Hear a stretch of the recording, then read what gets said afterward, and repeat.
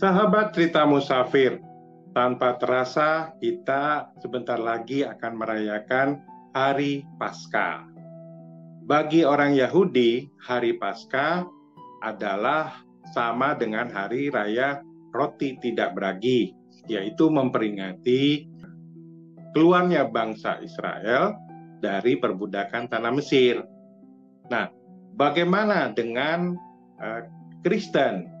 Dan apa yang bisa diteladani dari peristiwa Paskah yang terjadi di zamannya Yesus. Karena bagaimanapun Kristen adalah pengikut Kristus artinya. Jadi sudah kita meneladani apa yang terjadi dalam kehidupan Yesus dalam merayakan Paskah. Baik, karena itu kita akan membaca kisah Paskah yang diambil dari kitab Lukas. Mari kita baca bersama-sama. Pembacaan dari Lukas pasal yang ke-22 ayat yang ke-7. Perikopnya persiapan untuk makan Paskah. Maka tibalah hari raya roti tidak beragi, yaitu hari di mana orang harus menyembelih domba Paskah. Lalu Yesus menyuruh Petrus dan Yohanes, katanya, "Pergilah, persiapkanlah perjamuan Paskah bagi kita, supaya kita makan." Kata mereka kepadanya, "Di manakah engkau kehendaki kami mempersiapkannya?" Jawabnya, "Apabila kamu masuk ke dalam kota, kamu akan bertemu dengan seorang yang membawa kendi berisi air. Ikutilah dia ke dalam rumah yang dimasukinya. Dan katakanlah kepada tuan rumah itu, Guru bertanya kepadamu, di manakah ruangan tempat aku bersama-sama dengan murid-muridku akan makan Paskah? Lalu orang itu akan menunjukkan kepadamu sebuah ruangan atas yang besar yang sudah lengkap. Disitulah kamu harus mempersiapkannya." Maka berangkatlah mereka, dan mereka mendapati semua seperti yang dikatakan Yesus kepada mereka. Lalu mereka mempersiapkan Paskah. Sahabat cerita musafir, baru saja kita sudah membaca kisah Paskah, di mana Yesus meminta dua muridnya, yaitu Petrus dan Yohanes. Jadi kedua murid ini pergi ke kota untuk mempersiapkan tempat bagi Yesus dan murid-muridnya melakukan perjamuan malam Paskah. Nah, ciri-cirinya adalah orang itu membawa kendi yang berisi air. Nah, kemudian setelah ketemu, mereka melanjutkan mempersiapkan seperti apa yang sudah seharusnya bahwa Paskah itu terjadi. Sekarang kita melanjutkan lagi cerita tentang Paskah.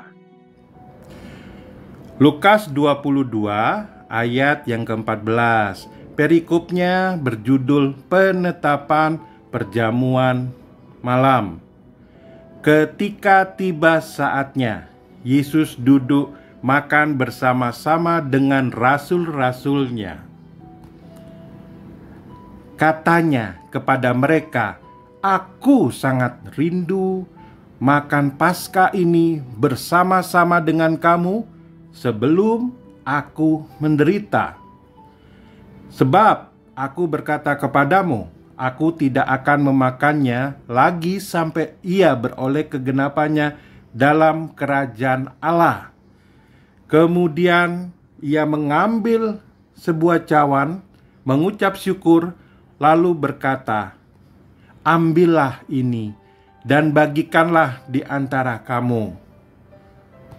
Sebab aku berkata kepada kamu, mulai dari sekarang ini aku tidak akan minum lagi hasil pokok anggur sampai kerajaan Allah telah datang." Lalu ia mengambil roti, mengucap syukur, memecah-mecahkannya dan memberikannya kepada mereka. Katanya, "Inilah tubuhku yang diserahkan bagi kamu. perbuatlah ini menjadi peringatan akan aku. Demikian juga dibuatnya dengan cawan sesudah makan. Ia berkata, cawan ini adalah perjanjian baru oleh darahku yang ditumpahkan bagi kamu. Tetapi lihat, tangan orang yang menyerahkan aku ada bersama dengan aku di meja ini. Sebab Anak Manusia memang akan pergi seperti yang telah ditetapkan, akan tetapi celakalah orang yang olehnya ia diserahkan. Lalu mulailah mereka mempersoalkan, siapa di antara mereka yang akan berbuat demikian. Pada saat Paskah sudah tiba, yaitu mereka merayakan Paskah. Ingat, perayaan Paskah itu kalau dihitung hari, maka di orang Yahudi kebiasaannya itu adalah satu hari dimulai dari jam 6 sore. Jadi berbeda dengan kita yang di zaman modern ini menggunakan kalender Gregorian, di mana jam itu dari 00 tengah malam. Tetapi kalau orang Yahudi menghitung hari permulaan itu dari jam 6 sore.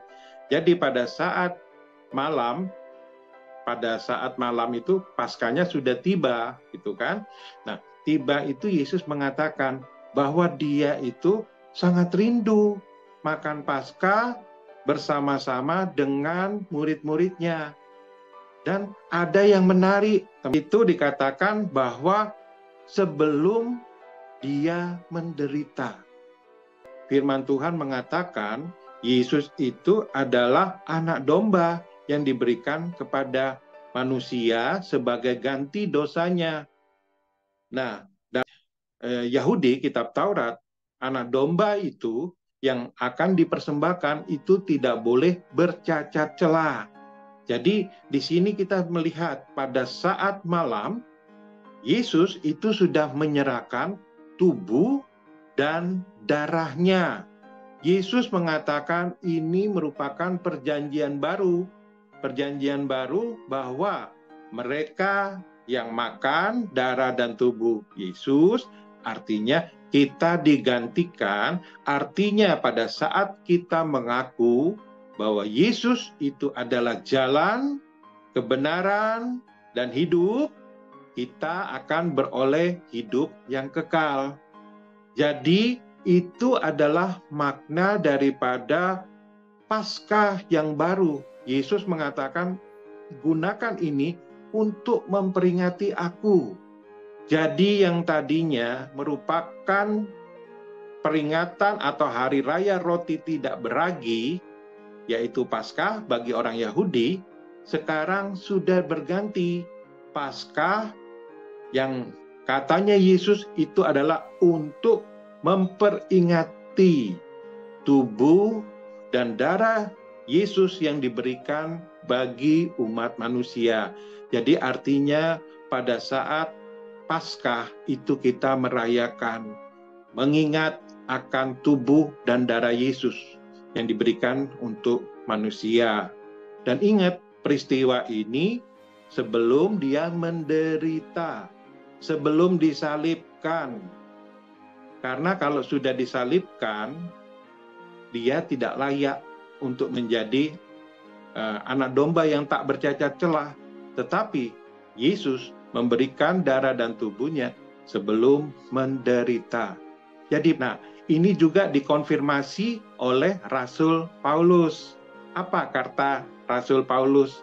Mari kita baca di dalam 1 Korintus, pasal yang ke-11.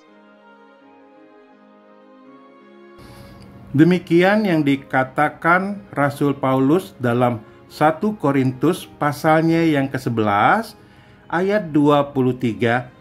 Sebab apa yang telah kuteruskan kepadamu telah aku terima dari Tuhan, yaitu Tuhan Yesus. Pada malam waktu ia diserahkan, ia mengambil roti, dan sesudah itu ia mengucap syukur atasnya, ia memecah-mecahkannya dan berkata, inilah tubuhku yang diserahkan bagi kamu, perbuatlah ini menjadi peringatan akan aku. Demikian juga ia mengambil cawan sesudah makan, lalu berkata, cawan ini adalah perjanjian baru yang dimeteraikan oleh darahku. Perbuatlah ini setiap kali kamu meminumnya, menjadi peringatan akan aku. Dengan memperingati tubuh dan darah Yesus pada saat Paskah, kita memperingati perjanjian baru dengan Yesus. Ini yang Yesus katakan, demikian pula yang dikonfirmasi oleh Rasul Paulus. Jadi Paskah itulah yang diingini oleh Yesus.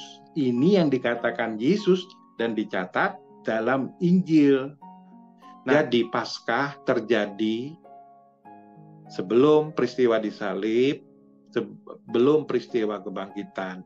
Apakah kematian di atas kayu salib dan kebangkitan merupakan rentetan peristiwa? Iya, benar. Tetapi yang Yesus maksudkan, dia sangat rindu makan Paskah sebelum ia menderita. Jadi, sahabat cerita musafir, itu semua karena Yesus sedang menyediakan jalan, kebenaran, dan hidup. Barang siapa yang percaya kepada Yesus, dia beroleh kehidupan yang kekal. Ingat itu, Yesus sangat rindu. Inilah Paskah yang Tuhan Yesus rindukan, yang Tuhan Yesus inginkan. Sampai berjumpa lagi, sahabat cerita musafir. Kiranya Tuhan Yesus memberkati. Haleluya. Amin.